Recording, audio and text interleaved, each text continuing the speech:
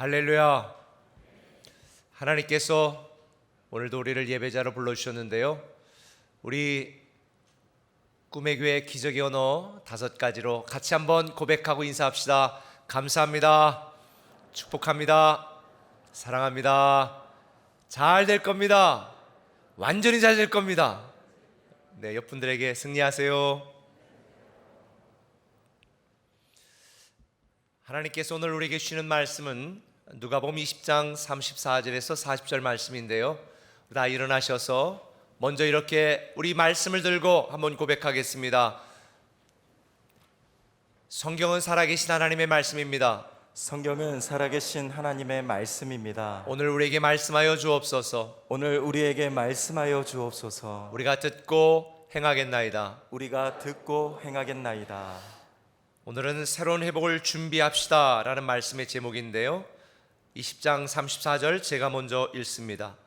예수께서 이르시되 이 세상의 자녀들은 장가도 가고 시집도 가되 저 세상과 미 죽은 자 가운데서 부활함을 얻기에 합당히 여김을 받은 자들은 장가가고 시집가는 일이 없으며 그들은 다시 죽을 수도 없나니 이는 전사와 동등이요 부활의 자녀로서 하나님의 자녀임이라. 죽은 자가 살아난다는 것은 모세도 가시나무 떨기에 관한 글에서 주를 아브라함의 하나님이요 이삭의 하나님이요 야곱의 하나님이시라 칭하였나니 하나님은 죽은 자의 하나님이 아니요 살아있는 자의 하나님이라. 하나님에게는 모든 사람이 살았느니라 하시니, 서기관 중 어떤 이들이 말하되 선생님 잘 말씀하셨나이다 하니 그들은 아무것도 감히 더 물을 수 없음이더라. 아멘. 자리에 앉으시겠습니다.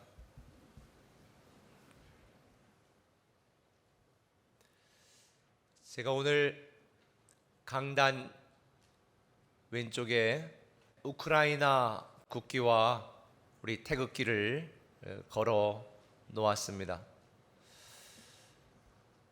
러시아의 우크라이나 침공으로 우크라이나의 많은 사람들이 고통을 당하고 있습니다. 산부인과가 피격되고 어린이 병원이 폭격을 당하고, 산부인과 피격당한 그 현장에서 피투성이가 되어서 피난했던 한 산모가 이틀이 지난 뒤에 출산한 사진이 인터넷에 게시가 되었는데 보면서 참 마음이 아팠습니다. 현대 사회에서, 그것도 유럽에서 이렇게 야만적이고 참혹한 전쟁이 일어난다는 것이 사실 정말 실감이 나지 않습니다. 하나님께서 은혜를 베풀어 주셔서 이제 비가 내려서 동해안 울진에 있는 그 잔불들이 이제 아마 오늘 중에 다 완진되지 않을까라는 기대를 갖고 있는데, 그 엄청난 면적의 아름다운 자연이 초토화되도록 만든 건 자기를 무시한다고 생각했던 한 사람의 분노 때문에 시작되었습니다. 얼마나 많은 사람들이 피해를 보고 많은 재산 손실을 보았는지 모릅니다. 연일 계속 폭증하는 코로나 확진자 때문에 많은 고민과 걱정이 있을 것입니다. 어쩌다 이렇게 되었는지 참 난감하고 답답합니다. 그런데 우크라이나에서만 전쟁이 일어난 게 아닙니다. 오늘 우리 마음속에서도 날마다 전쟁이 일어나고 있습니다. 얼마 전에도 여러 가지 또 자녀 때문에 또 부부 관계 때문에 저에게 상담하고 문자로 보내온 분도 계신데, 우리의 마음은 날마다 전쟁입니다. 부상당하고 상처받은 것은 그래도 약과입니다. 저도 몇 번 전사했습니다. 마음속에서는 사실 우리가 견딜 수 없는 수많은 영적인 전쟁, 인생의 전쟁, 관계의 전쟁, 이 사회 속에서 생존의 전쟁 속에서 많은 사람들이 하루에도 수십 번씩 전사합니다. 죽습니다. 이것은 교회를 다니고 신앙을 갖고 있는 사람들에게도 마찬가지의 문제인 것 같습니다. 오히려 신앙이 있기 때문에 더 실망하고 더 답답하고 더 괴로운지도 모르겠습니다. 그래서 필립 얀시가 이런 사람들의 마음을 해부하고 그거에 대한 답변을 준 책이 있습니다. 하나님, 당신께 실망했습니다. 이 책에 보면 세 가지 질문을 던집니다. 하나님은 불공평하신가?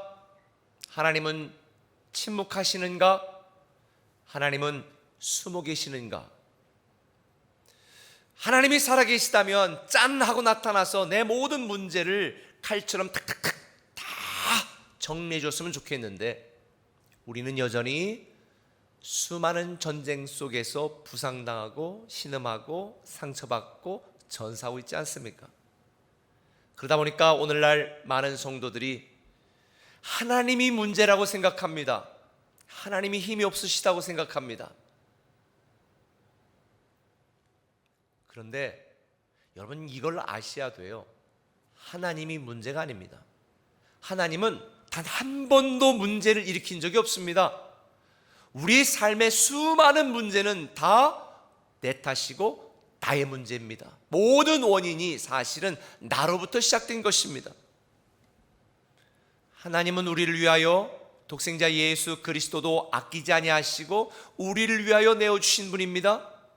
지금도 자기 자녀들을 위하여 우리를 위한 새로운 회복과 축복을 다 준비하시고 예비하고 계십니다.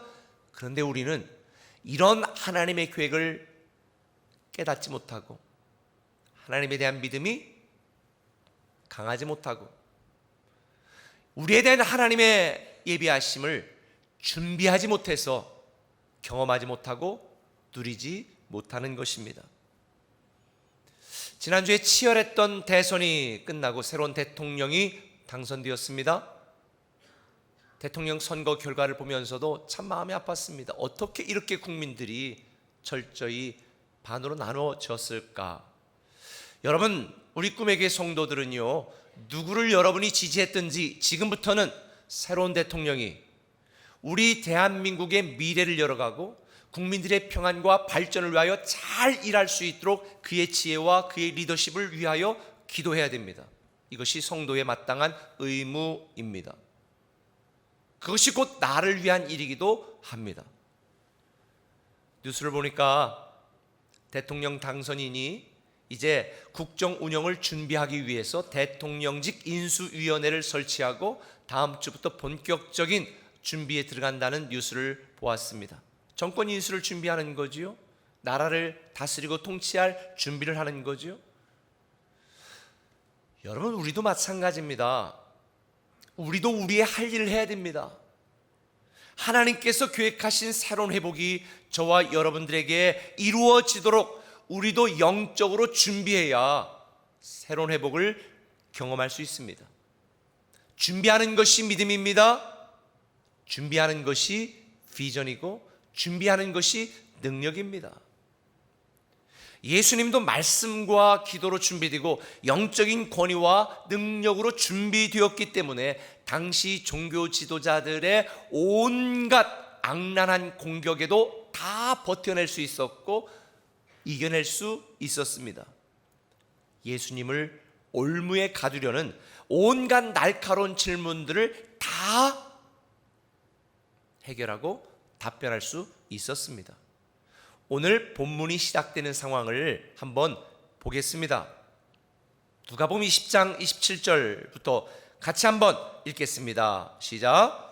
부활이 없다고 주장하는 사두개인 중 어떤 이들이 와서 물어 이르되 선생님이여 모세가 우리에게 써 주기를 만일 어떤 사람의 형이 아내를 두고 자식이 없이 죽으면 그 동생이 그 아내를 취하여 형을 위하여 상속자를 세울지니라 하였나이다. 그런데 7형제가 있었는데 마디가 아내를 취하였다가 자식이 없이 죽고 그 둘째와 셋째가 그를 취하고 7이 다 그와 같이 자식이 없이 죽고 그 후에 여자도 죽었나이다. 7이 다 그를 아내로 취하였으니 부활 때에 그 중에 누구의 아내가 되리이까? 부활이 없다고 주장하던 사두개인들은 신명기 25장 5절 이하에는 하나님이 말씀하신 이스라엘 백성들에게 주신 그 말씀을 근거로 지금 예수님을 곤경에 빠뜨리려고 질문을 합니다. 사실 이 법은 저와 여러분 우리 현대인의 시각으로 보면 정말 부적절한 법입니다. 이해가 되지 않는 법입니다. 그러나 당시 고대 근동 문화 속에서 보면 정말 섬세하고 사랑이 많으신 하나님의 마음을 이해할 수 있는 법입니다. 이 법은 형사취수법, 계대결혼법이라고 하는데 내용은 이거지요. 형의 가문을 위하여 동생이 역할을 감당해야 된다는 것입니다. 아니, 형이 애가 없이 죽으면 둘째 형이 아내로 맞이해서 또 애를 낳고, 또 둘째 형이 애가 없이 죽으면 또 셋째가 아내로 맞아서 애를 낳고. 여러분, 이걸 우리 한국적인 상황에서 이해하면 이런 거죠. 옛날에는 여자들이 사람 취급도 못 받았어요. 그래서 이 아들을 낳아야 대를 잇는다고 생각했지 않습니까? 그래서 만약 형의 집안에 딸만 있고 아들이 없다 그러면 동생이 난 아들이 한 두세 명이 있으면 그 중에 한 명을 형의 아들 양자로 보내서 그 집에 대를 잇게 만들었던, 이런 거와 같은 거예요. 그러니 이 계대결혼법은 죽은 형제의 대를 이어주고 그 기업을 보호해 주려는 하나님의 계획이고요. 당시 남편이 죽으면 여자들은 살아날 방법이 전혀 없었기 때문에 그 형에게 아들 낳아서 자녀가 없는 미망인을 보호하고 사회적으로 보장하려고 하나님이 말씀하신 거고요. 그리고 더군다나 이스라엘 여인들이 살 방법이 없어서 이방인과 다시 결혼하는 걸 방지하려고 이 계대 결혼법을 하나님께서 만들어 주신 거예요. 그런데 이 영적 세계가 없고 부활이 없다고 믿는 사두개인들은 이 결혼법을 근거로 부활과 영생이 없다, 만약 있다면 대체 이게 누구의 아내가 되겠느냐라고 예수님을 곤경에 빠뜨리는 질문을 던진 것입니다. 여러분 어때요? 만약 부활한다면 이 아내는 7명의 형제 중에 누구의 아내가 될까요? 제일 잘해줬던 남편의 아내가 될까요? 아니면 맏형? 아니면 막내? 인간적인 생각으로 이걸 바라보면 이해가 되지 않습니다. 사실 이 사두개인들은요, 솔로몬 시대의 제사장 사독의 후예들로서 이 예수님 당시의 정치, 문화, 경제, 종교의 영역을 넘어가지고 모든 부분에 기득권을 갖고 있었던 사회 지도층, 기득권층이었습니다. 이들은 돈이 많았습니다. 그러다 보니까 이들은 현실주의자들이었습니다. 죽으면 끝이다, 돈이 최고다, 현실 속에서 우리는 잘 누려야 된다, 이게 사두개인들의 생각이었습니다. 그래서 이들은 다른 모든 선지서들은 인정하지도 않고 모세 오경만 인정하고 신앙생활했던 사람들입니다. 이런 사두개인들에 대하여 마태복음에서는 예수님께서 그들에게 이렇게 말씀하십니다. 예수께서 대답하여 이르시되 너희가 성경도 하나님의 능력도 알지 못하는 거로 오해하였도다. 근데 이건 오늘날 성도들도 마찬가지입니다. 오늘날 성도들도 영적인 무지, 영적 편견, 육적인 오해를 가지고 하나님에 대하여 불평하고 원망합니다. 실망합니다. 실족합니다. 다 계획 있으신 하나님을 믿고 기다리고 인내하고 버티고 이겨내기보다는 당장 어려운 현실 보면서 낙담합니다.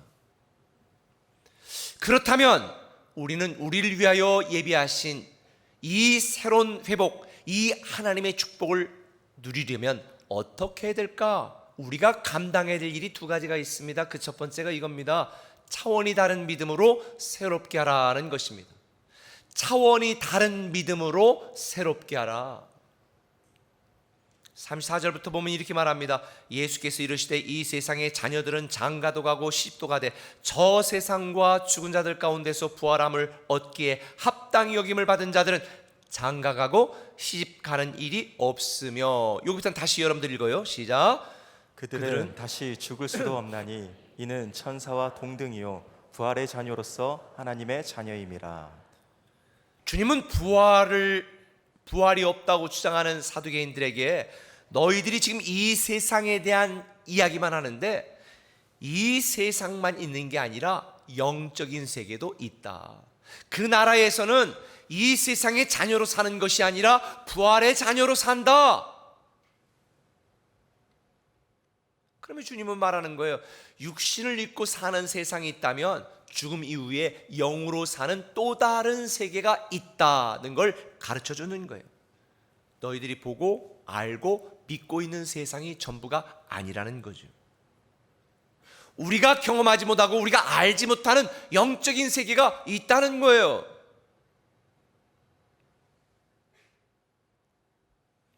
그래서 우리는요, 차원이 다른 믿음으로 새롭게 되어야 되는 거예요. 단지 이 땅과 육적인 것, 물질적인 현실적인 믿음의 수준에 머무르는 것이 아니라 이 세상을 초월하고 육신을 초월하고 물질을 초월하는, 죽음을 초월하는 또 다른 세상에 대한 믿음을 갖는 저와 여러분들은 사두개인들처럼 돈과 현실밖에 모르는 사람들과는 차원이 다른 믿음의 삶을 살아야 된다. 이걸 강조하는 것입니다. 사람들은 자신이 보고 듣고 경험한 것만 받아들입니다. 논리적으로 이해되고 과학적으로 증명된 것만 사실이라고 인정하는 분들이 많습니다. 보이지 않는데 어떻게 믿을 수 있냐? 그럼 보이지 않는 블루투스는 어떻게 믿고 사용하는지 모르겠어요? 믿음은 우리의 지성과 경험과 전통을 뛰어넘는 것입니다. 사람들의 논리와 합리를 뛰어넘는 것입니다. 그래서 주님은 이렇게 말씀하시는 거예요. 요한복음 3장 11절에 너희가 우리의 증언을 받지 아니하는도다. 내가 땅의 일을 말하여도 너희가 믿지 아니하거든 하물며 하늘의 일을 말하면 어떻게 믿겠느냐.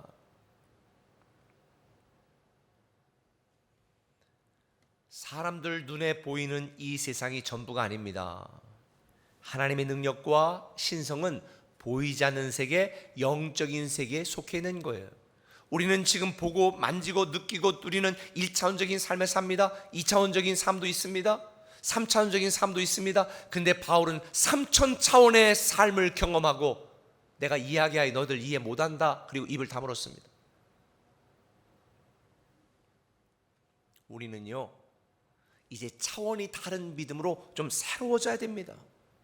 일생의 차원에서 영생의 차원으로 우리의 믿음의 수준이 좀 달라져야 됩니다.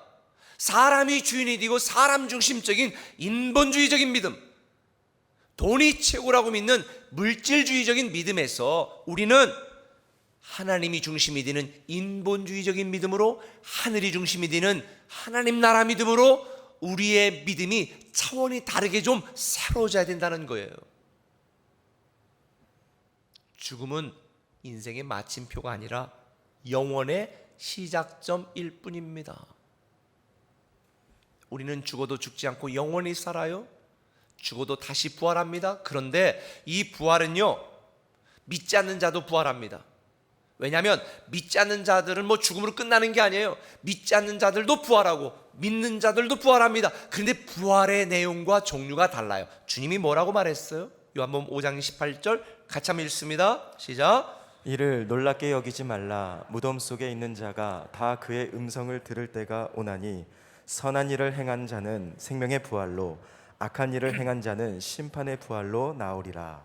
세상 모든 사람들은요, 이 땅의 삶이 끝날 때에 다 부활합니다. 죽음으로 부활할 거냐, 사망으로 부활할 거냐, 고통으로 부활할 거냐, 심판으로 부활할 거냐, 아니면 생명으로, 영생으로, 축복으로 부활할 거냐, 이것만 다르다는 거지요.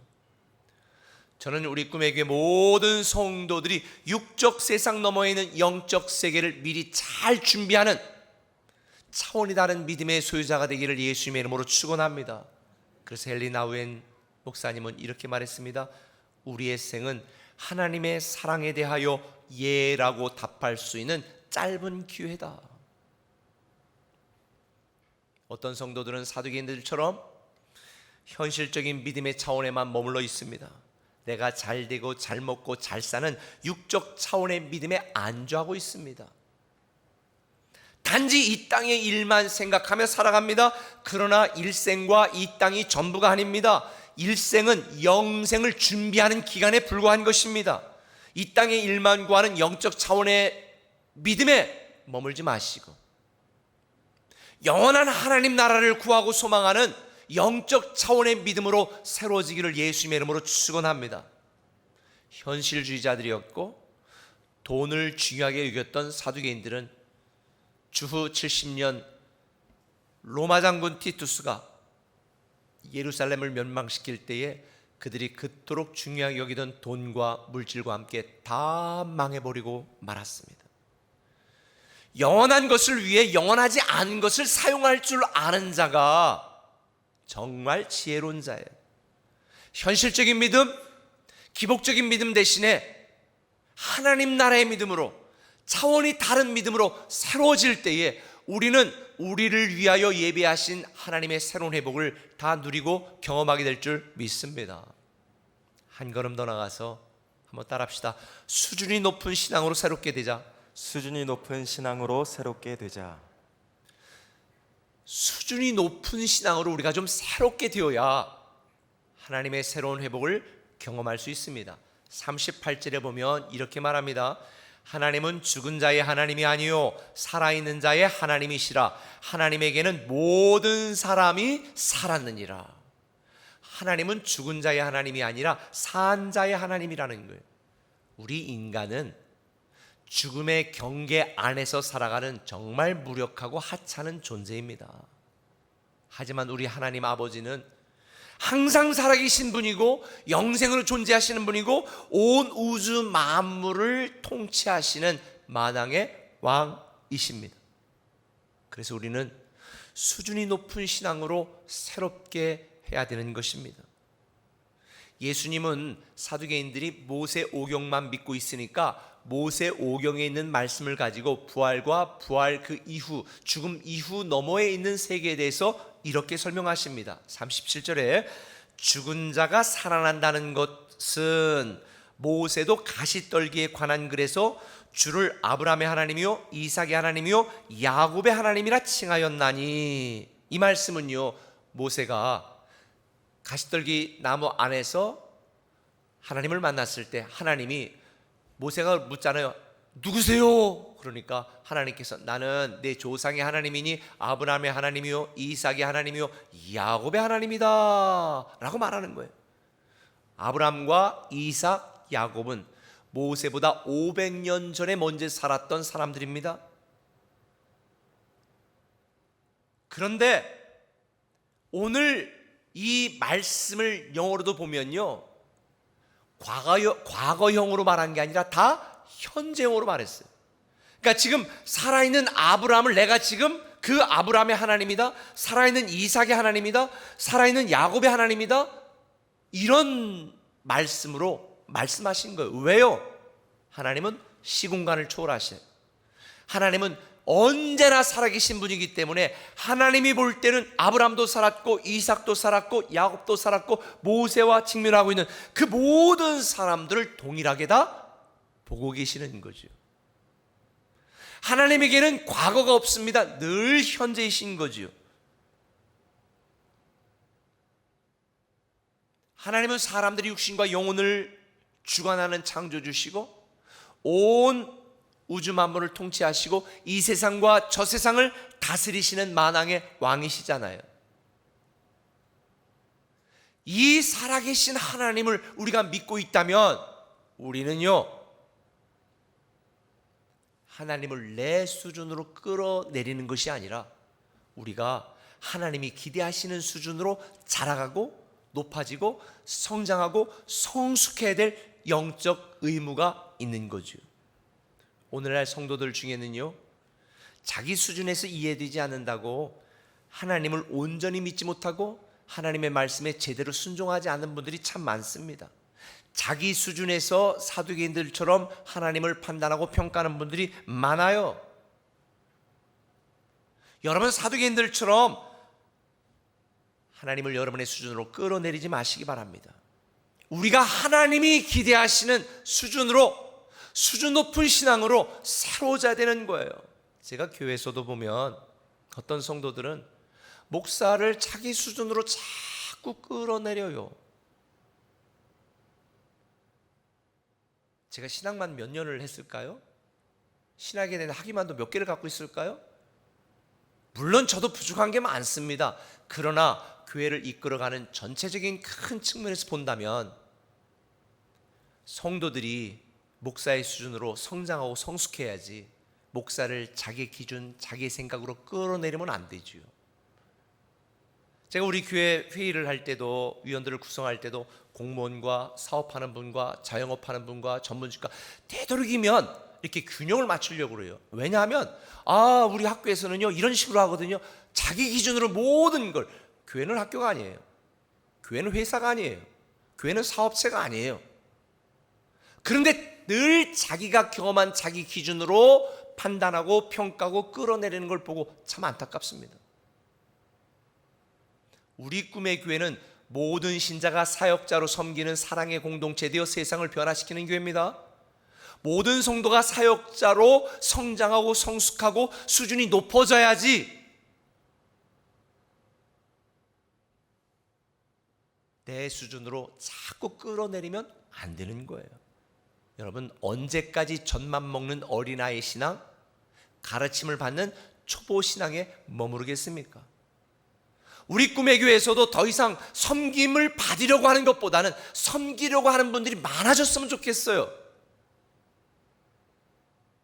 오늘 기도한 것처럼 대표 기도하셨던데 봉사의 기쁨, 섬김의 기쁨이 받는 기쁨보다 사실은 훨씬 더 큰 거예요. 맛있는 거를 음식을 자녀에게 해주면 먹는 자녀가 기쁠까요? 먹는 자녀를 보는 부모가 더 기쁠까요? 부모가 더 기쁘거든요, 사실. 그래서 이 에베소서 4장 13절은 이렇게 말합니다. 우리가 다 하나님의 아들을 믿는 것과 아는 일에 하나가 되어 온전한 사람을 이루어 그리스도의 장성한 분량이 충만한 데까지 자라리니. 그리스도의 장성한 분량에 이르기까지 우리는 자라가야 됩니다. 수준이 높아져야 됩니다. 이 땅에 내 삶이 비록 힘들고 어렵다 할지라도 거기에 연연하고 좌우되는 것이 아니라 우리는 하나님 나라를 소망하며 그 어떤 상황 속에서도 흔들리지 않는 수준 높은 신앙으로 우리는 새롭게 돼야 될 줄 믿습니다. 직장에 어른일 있다고 나 교사 못하겠어요. 애가 속썩인다고 저 목자 못하겠어요. 이건 수준이 너무 낮은 거예요. 솔직히 저도 그런다면 1년에 52주 주일 설교 중에 한 3분의 2는 제가 설교 못할 것 같아요. 왜? 제 마음이 설교할 마음이 아닐 때가 많거든요.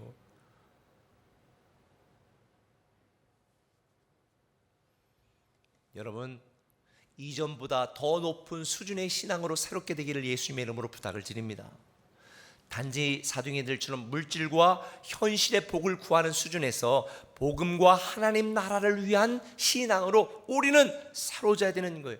나의 필요만 구하는 신앙에서 교회와 민족과 세상을 품는 신앙으로 우리는 신앙의 수준이 사로잡아야 되는 거예요. 높아져야 되는 거예요. 그래서 제가 오늘 여러분들에게 야베스의 기도를 추천하고 제안드립니다. 야베스는 이렇게 기도했습니다. 야베스가 이스라엘 하나님께 아뢰어 이르되 주께서 내게 복을 주시려거든 나의 지역을 넓히시고. 예전에 뭐라고 그랬어요? 나의 지경을 넓히시고.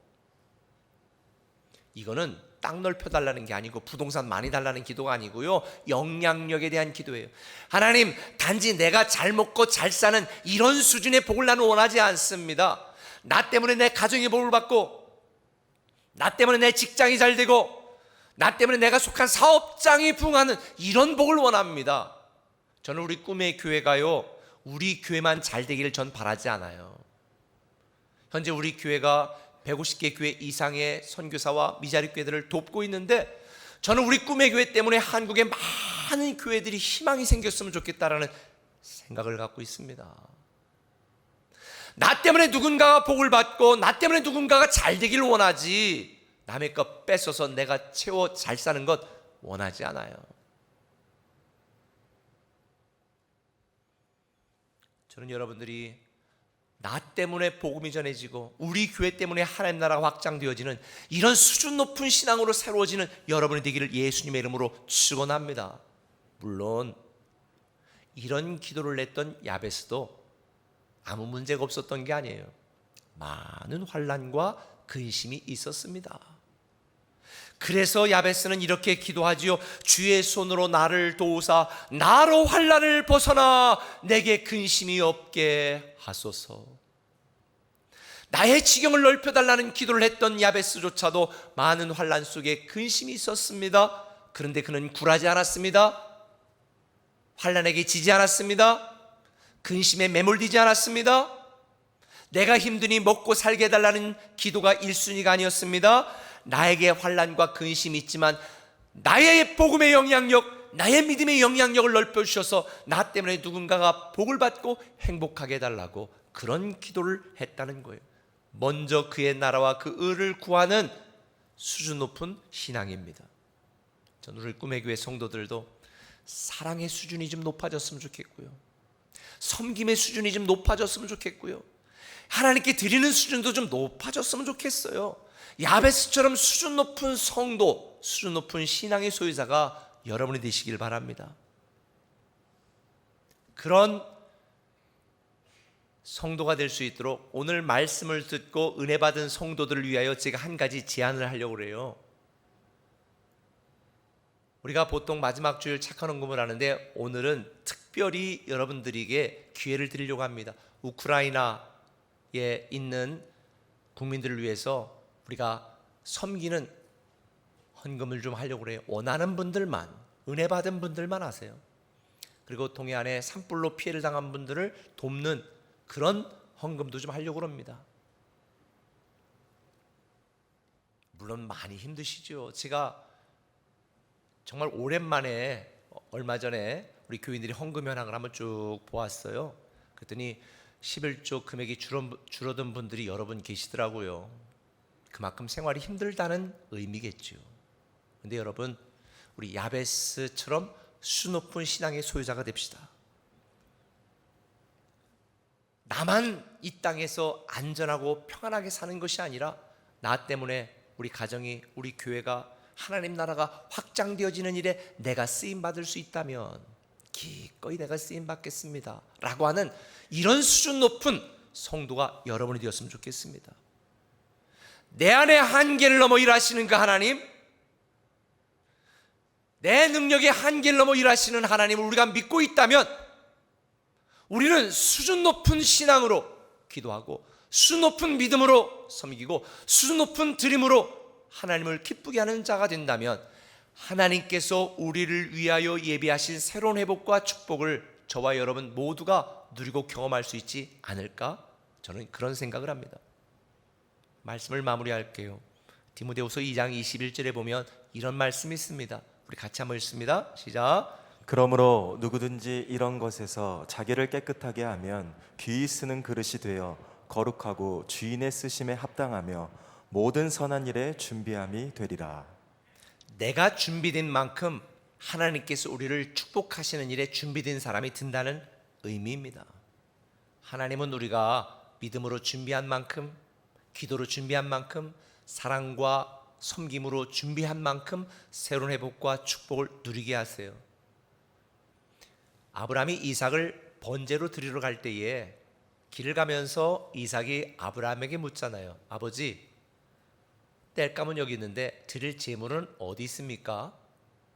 그때 아브라함은 이렇게 말하지요. 내 아들아, 번제할 어린 양은 하나님이 자기를 위하여 친히 준비하시리라. 믿음이 대단하지 않아요? 그리고 나서 그 말씀대로 경험한 아브라함은 14절에 이렇게 말합니다. 아브라함이 그 땅 이름을 여호와 이레라 하였으므로 오늘날까지 사람들이 이르기를 여호와의 산에서 준비되리라. 나를 위하여 예비하신 새로운 회복의 놀라운 축복, 하나님이 우리를 위하여 준비하신 모든 축복은 우리가 믿음으로 준비할 때, 기도로 준비할 때 주시는 하나님의 선물입니다. 제가 언젠가 말씀드렸습니다. 미래를 준비하지 않은 것은 실패를 준비하는 것이다. 영생을 준비하지 않은 것은 심판을 준비하는 것입니다. 새로운 회복을 준비하지 않은 것은 눈물과 고통을 준비하는 것입니다. 지금 비록 나의 삶, 나의 형편, 나의 환경은 열악하지만 그러나 나를 위하여 새로운 회복을 준비하신 하나님을 믿는다면 우리는 차원이 다른 믿음으로, 수준이 높은 신앙으로 새롭게 되어서 그 하나님의 놀라운 회복을 경험하는 저와 여러분들 되시기를 예수님의 이름으로 축원합니다. 그래서 저는 이 찬양을 한번 부르고 찬양 기도했으면 좋겠어요. 내 안에 한계를 넘어 일하시는 하나님, 우리가 마지막 결단송으로 부르고 있는데요, 우리 오늘 한번 전체를 통으로 한번 부르겠습니다.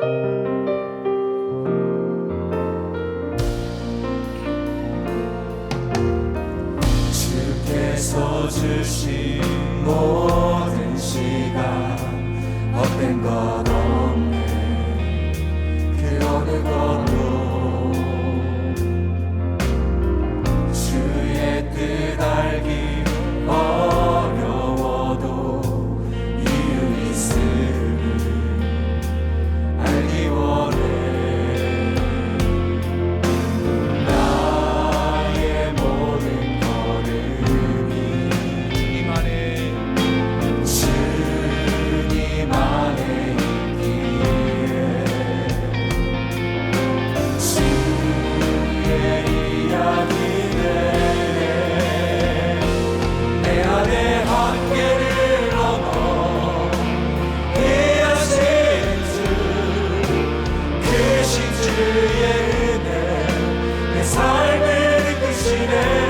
인생의 처음과 끝을 주만 아시니 모든 삶 주님께 맡기네. 내 안에 한계를 넘어 일하신 주, 크신 주의 은혜 내 삶을 이끄시네.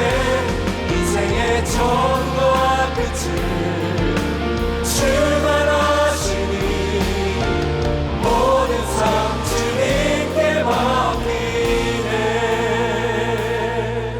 이 시간 기도할 때에 우크라이나 전쟁이 속히 종결되어 평화가 임하도록 기도해 주시고, 강원도 산불이 완전히 진화되어 더 이상 피해가 없도록 기도해 주시고, 새로운 대통령이 대한민국의 새로운 미래를 열어갈 수 있도록 지혜와 리더십과 하나님을 두려워하는 마음을 달라고 우리 시간 한 1분 동안 간절히 통성으로 기도하며 나갑니다. 아버지 하나님, 내 안에 한계를 넘어 일하신 주, 크신 주의 은혜 내 삶을 이끄시네.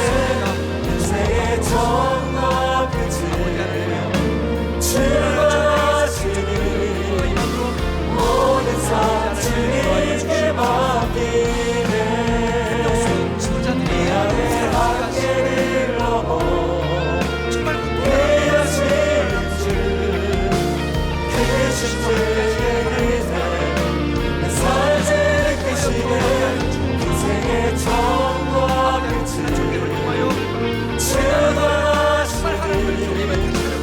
모든 삶 주님께 맡기네.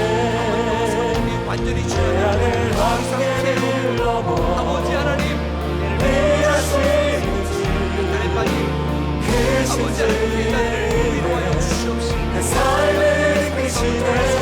인생의 처음과 끝을 하여 새로운 대통령 주만 아시니 지혜와 용서를 하여 주시고, 모든 삶 주님께 맡기네. 내 안에 한계를 넘어 이 나라의 민족을 일하신 주, 정말 준비된 크신 사람들을 주의 내 삶을 이끄시네. 인생의 처음과 끝을 착한 정도가 주만 아시니 많은 사람들에게 모든 삶 주님께 맡기네. 아버지 하나님, 오늘 우리가 주님 앞에 기도한 이 기도를 응답하여 주셔서 우크라이나 전쟁이 속히 종결되어 비탄과 참혹함 속에 있는 우크라이나 국민들이 회복될 수 있도록 은혜를 도와여 주옵소서. 전쟁을 일으킨 자들이 사라지게 하시고, 전쟁이 일으킨 자들이 땅을 치며 후회하는 일들이 일어나게 하여 주옵소서. 강원도 산불이 완전히 진화되어 피해 입은 자들을 위로하여 주시고, 또 산불로 탄 이 나라, 이 강산, 이 자연이 속히 다시 회복되게 하여 주옵소서. 새로운 대통령을 뽑으셨습니다. 아버지 하나님, 정말 그에게 하나님을 두려워하는 마음을 주시고 정말 우리나라와 민족을 위하여 잘 일할 수 있는 사람들을 선별하여 잘 요직에 배치할 수 있는 지혜도 더하시고 그 주변에는 간신배들은 없어지게 하시고 정말 이 나라 민족을 사랑하는 사람들이 지도층이 되어 우리 대한민국의 새로운 미래를 열어가도록 축복하여 주옵소서. 오늘도 주님 앞에 예배하는 사랑하는 성도들 하나님의 말씀을 듣고 감동받아 차원이 다른 믿음으로 수준이 높은 신앙으로 이 세상에 많은 사람들의 희망의 증거가 되는 결단이 있게 하여 주옵소서. 감사하며 예수님의 이름으로 기도합니다.